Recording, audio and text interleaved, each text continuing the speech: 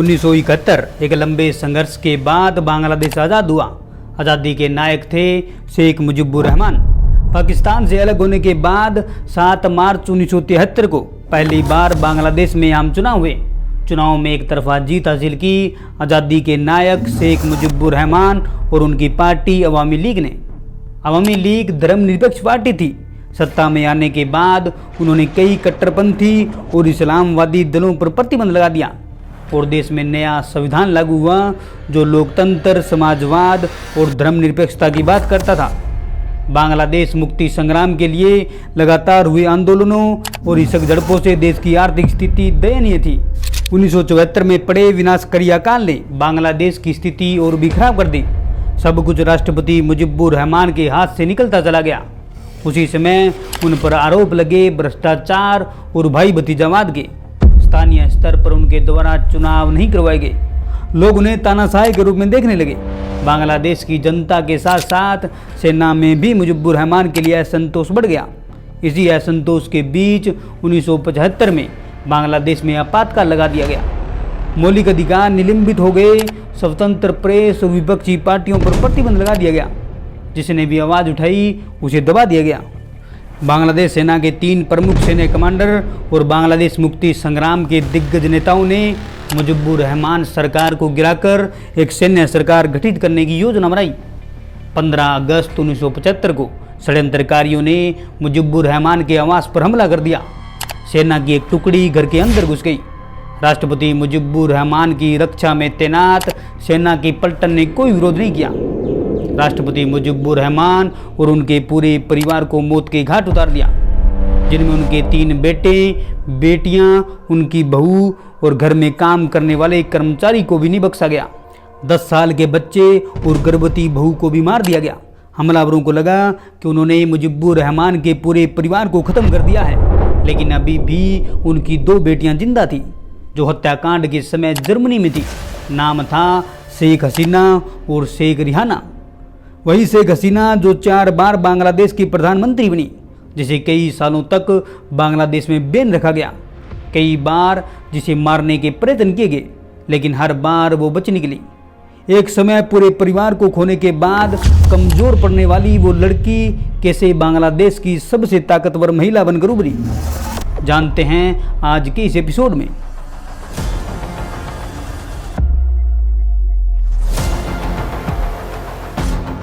1947 में शेख हसीना का जन्म हुआ। पूर्वी पाकिस्तान यानी आज के बांग्लादेश में शेख मुजिबुर रहमान की सबसे बड़ी बेटी। अक्सर उन्होंने अपने पिता को राजनीति में व्यस्त देखा। आज़ादी के बाद बंगाल के लोगों के लिए लड़ता देखा। अपनी माता के साथ कई बार वो पिता से मिलने जेल में गई। राजनीति में उनका प्रवेश हुआ 1967 में। ईडन कॉलेज के छात्र संघ चुनाव में वह उपाध्यक्ष के रूप में चुनी गई। ढाका विश्वविद्यालय से उन्होंने ग्रेजुएशन की। इसी दौरान परमाणु वैज्ञानिक जावेद मियां से उन्होंने शादी कर ली।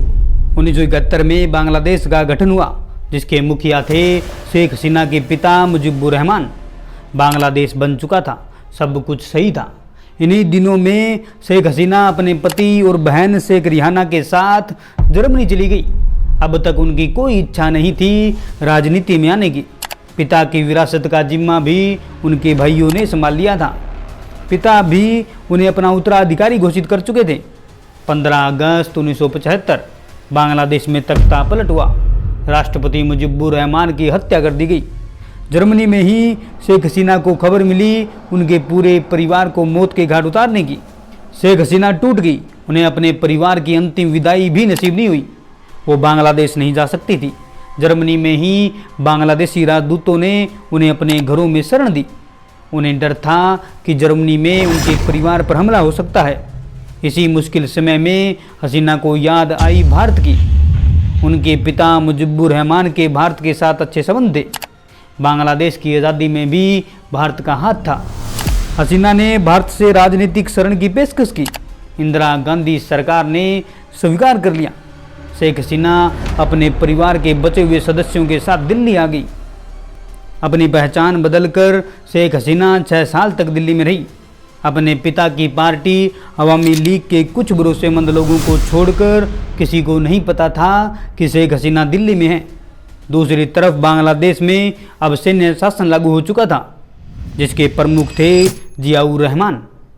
1978 में जियाउर रहमान ने दक्षिणपंथियों के गुट को इकट्ठा कर एक पार्टी बनाई, बांग्लादेश नेशनल पार्टी यानी बीएनपी। उद्देश्य था जियाउर रहमान के निरंकुश शासन को वैधता देना। बांग्लादेश में शेख हसीना की एंट्री पर बैन लगा रहा।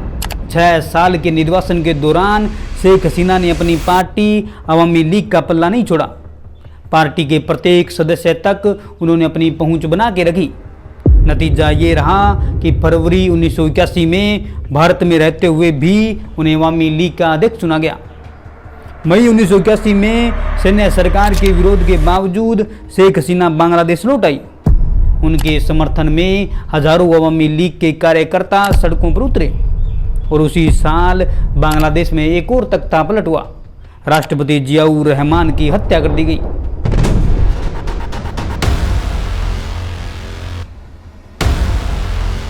सत्ता हाथ आई जनरल हुसैन मोहम्मद इरशाद के।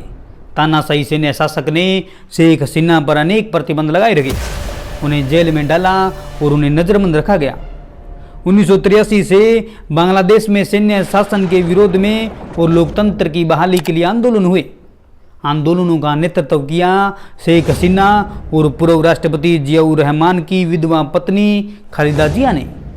अवामी लीग शेख हसीना के नेतृत्व में और बीएनपी खालिदा जिया के नेतृत्व में पहली बार साथ में आई। आगे चलकर ये पार्टियां एक दूसरे की धुर विरोधी बनेगी। 1986 में लगातार विपक्षी दलों के विरोध और व्यापक रूप से हो रहे आंदोलनों के कारण मोहम्मद इरशाद ने संसदीय चुनाव करवाए। सत्ता के लालची नेताओं को इकट्ठा कर मोहम्मद इरशाद ने अपनी एक पार्टी बनाई, जातीय पार्टी, जिसके बैनर तले वह चुनाव लड़ा और जीत गया। चुनाव लोकतांत्रिक ढंग से नहीं हुए। चुनाव में व्यापक रूप से धांधली हुई। विपक्षी पार्टियों ने चुनावों का बहिष्कार किया। इसके बावजूद भी मोहम्मद इरशाद बांग्लादेश के राष्ट्रपति बने। सबसे महत्वपूर्ण बात यह रही कि शेख हसीना के नेतृत्व में अवामी लीग ने सभी विपक्षी पार्टियों के विरोध के बाद भी इन चुनावों में भाग लिया। इस कदम के कारण शेख हसीना की आलोचना जरूर हुई, क्योंकि चुनाव तानाशाह शासन ने करवाए थे, लेकिन शेख हसीना पहली बार विपक्ष की नेता के रूप में संसद में बैठी। इरशाद के तानाशाह शासन का विरोध किया और आम लोगों की संसद में आवाज बनी। 1987 में ही संसद को भंग कर दिया गया। इरशाद की तानाशाह सरकार के खिलाफ फिर से विरोध प्रदर्शन शुरू हुए। सभी पार्टियां फिर से एक साथ आई। कई वर्षों के निरंकुश शासन के खिलाफ पूरा बांग्लादेश सड़कों पर उतर आया। दिसंबर 1990 में विशाल जन विरोध ने इरशाद को सत्ता से बाहर कर दिया। सैन्य शासन को बांग्लादेश से खत्म करने का सबसे बड़ा रोल निभाया शेख हसीना और खालिदा जिया ने, लेकिन 2 दशकों तक चले सैन्य शासन ने कट्टरपंथी पार्टियों को समर्थन दिया और संविधान में अनेक संशोधन कर दिए। इस्लाम को राजकीय धर्म घोषित कर दिया गया, जिसका नतीजा है आज माइनॉरिटीज के साथ हो रही हिंसक घटनाएं। 1991 में कार्यवाहक सरकार का गठन किया गया और लोकतांत्रिक ढंग से चुनाव हुए। खालिदा जिया के नेतृत्व में बीएनपी पार्टी की सरकार बनी। शेख हसीना की पार्टी अवामी लीग विपक्ष की सबसे बड़ी पार्टी बनकर उभरी और यहीं से शुरू हुआ शेख हसीना और खालिदा जिया के बीच नफरत का वो दौर जो बांग्लादेश की राजनीति में कई दशकों तक रहा। 1994 में मगुरा 2 निर्वाचन क्षेत्र में उपचुनाव हुए। बीएनपी पार्टी ने सत्ता का दुरुपयोग करते हुए उपचुनाव में धांधली की, जिसके बाद शेख हसीना और उनकी पार्टी अवामी लीग ने संसद का बहिष्कार किया। 1996 में संसदीय चुनाव होने थे। बीएनपी पार्टी पर किसी को भरोसा नहीं था कि वो स्वतंत्र और निष्पक्ष चुनाव करवाएगी, इसलिए चुनाव कार्यवाहक सरकार की देखरेख में करवाने की मांग को लेकर शेख हसीना फिर से सड़कों पर उतर आई, लेकिन मांग नहीं मानी गई। हसीना ने चुनावों का बहिष्कार किया। परिणाम स्वरूप संसद की सभी सीटें बीएनपी जीत गई। शेख हसीना और उनके समर्थक सड़कों पर उतर आए। कार्यवाहक सरकार की मांग को मानना पड़ा और दोबारा चुनाव करवाने पड़े। शेख हसीना अब एक ताकतवर नेता थी। चुनावों को नतीजे आए। अवामी लीग को बहुमत मिला। पहली बार शेख हसीना प्रधानमंत्री पद पर बैठी। आज वही पावर उनके हाथ में थी जो कभी उनके पिता के पास हुआ करती थी। 1996 से 2001 तक शेख हसीना बांग्लादेश की प्रधानमंत्री रही। विपक्षी पार्टियों के लगातार विरोध और हंगामे के बावजूद अपना कार्यकाल पूरा किया। 2001 में आम चुनाव हुए। एक बार फिर से सिन्हा को विपक्ष में बैठना पड़ा। बीएनपी पार्टी की सरकार बनी। 2004 में अवामी लीग के नेता एहसानुल्लाह मास्टर को गोली मारकर हत्या कर दी गई। आरोप लगा बीएनपी पार्टी पर। इसी के विरोध के लिए शेख हसीना ने एक सभा का आयोजन किया, जिनमें अवामी लीग के सभी बड़े नेता शामिल हुए। इसी सभा में शेख हसीना के विरोधियों ने उन्हें जान से मारने का प्लान बनाया। उनकी सभा में ग्रेनेड फेंके गए। हमेशा की तरह किस्मत की धनी शेख हसीना बच निकली, लेकिन पार्टी की महिला सचिव सहित 24 लोगों की मौत हो गई। अवामी लीग के कार्यकर्ता और सुरक्षा कर्मियों ने मानव ढाल बनकर शेख हसीना को बचा लिया। आरोप लगा बीएनपी पार्टी और जमात इस्लाम पर। 19 लोग दोषी पाए गए, जिसमें बीएनपी पार्टी के उपाध्यक्ष तारिक रहमान भी शामिल थे। अक्टूबर 2006 में आम चुनाव होने थे। हमेशा की तरह कार्यवाहक सरकार का गठन किया गया, लेकिन कार्यवाहक सरकार के नेतृत्व को लेकर विवाद हो गया। सभी राजनीतिक पार्टियां आमने सामने आ गई। कुछ दिनों के विरोध प्रदर्शन के बाद हिंसा फैल गई। लगभग 40 लोग मारे गए। हसीना ने आरोप लगाया कि कार्यवाहक सरकार पर पूरा नियंत्रण बीएनपी का है। कैसे न कैसे कार्यवाहक सरकार ने दोनों पक्षों को चुनाव में भाग लेने के लिए मनाया।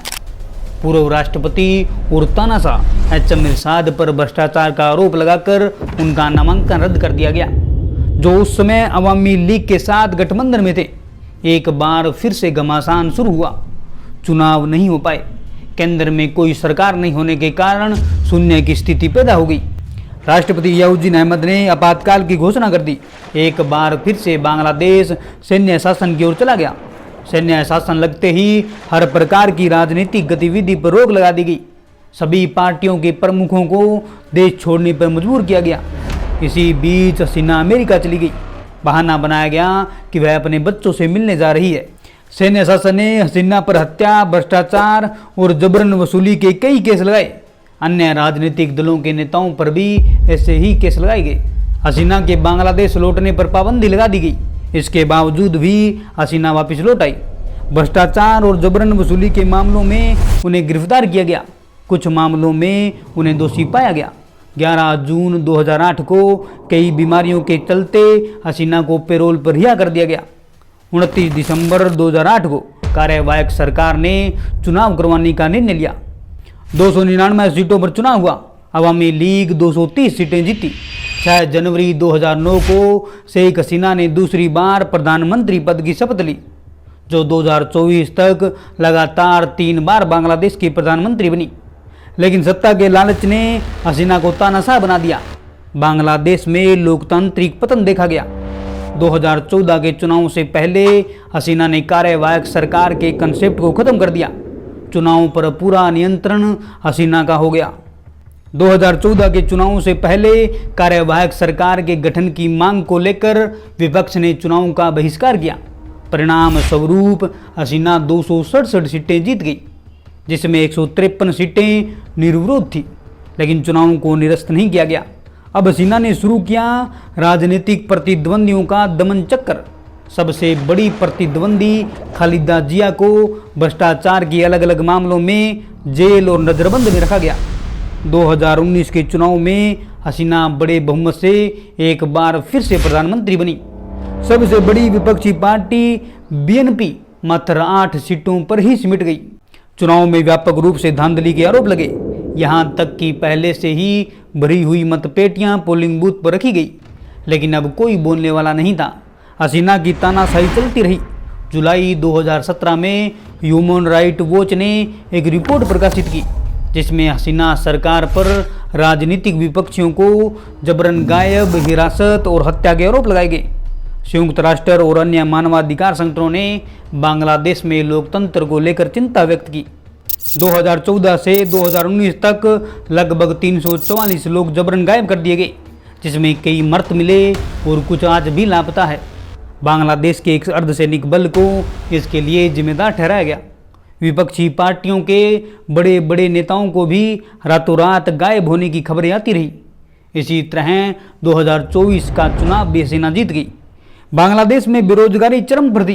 जिसके लिए स्टूडेंट्स ने जिम्मेदार माना बांग्लादेश में लागू कोटा प्रणाली को, जो बांग्लादेश मुक्ति संग्राम के स्वतंत्रता सेनानियों के बच्चों को मिल रही थी। जुलाई 2024 में विरोध प्रदर्शन शुरू हुए। धीरे धीरे बांग्लादेश का युवा सड़कों पर उतर आया। हसीना ने विरोध प्रदर्शन को दबाने की कोशिश की, जिसमें 200 लोग मारे गए। आंदोलन हिंसक होता चला गया। इसी दौरान सुप्रीम कोर्ट ने कोटा प्रणाली में सुधार को मंजूरी दे दी, लेकिन कोटा प्रणाली के विरोध को लेकर शुरू हुआ ये आंदोलन कई लोगों की मौत के बाद हसीना के इस्तीफे तक पहुंच गया। 5 अगस्त 2024 को हसीना ने इस्तीफा दे दिया और बांग्लादेश छोड़ भारत भाग गई। लोकतंत्र के लिए लड़ती हसीना सत्ता हाथ आने के बाद खुद तानाशाह हो गई। यही कहानी थी शेख हसीना की, जो भारत भागने से शुरू हुई और भारत भागने पर ही खत्म हो गई। आज के लिए इतना ही। वीडियो अच्छी लगी हो तो वीडियो को लाइक और चैनल को सब्सक्राइब कीजिएगा। धन्यवाद।